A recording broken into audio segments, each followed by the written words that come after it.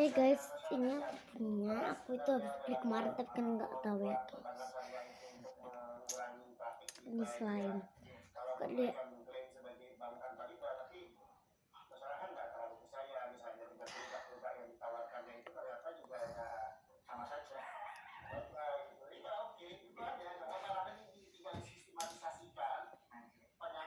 Oh, bukan. Muka mau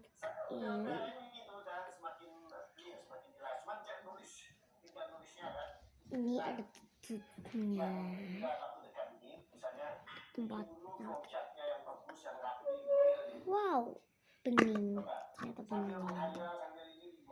Ini tuh slime aktif banget, warna pink, habis itu ada glitter.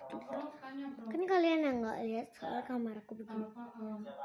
Saya andaian ini apa bedanya kerangka teori dengan literatur review? Kadang kalau saya lihat penelitian yang ada itu hampir mirip gitu, dan itu yang pertama. Yang kedua, boleh nggak bukunya sama, literaturnya sama antara literatur review dengan kerangka teori? Karena nggak tahu ya, apa saya kadang-kadang tuh bingung lah, jurnal-jurnal itu ada yang tadi kan literatur review itu kan kita mau tahu positioning kita, penelitian di mana, penelitian terdahulu guys, apa yang gap saya lihat akan kita guys. isi, misalnya seperti itu. Nah, kemudian kalau kerangka teori kan melandasi cara berpikir kita. Tapi di jurnal-jurnal ini ya, karena kita lihat jurnal internasional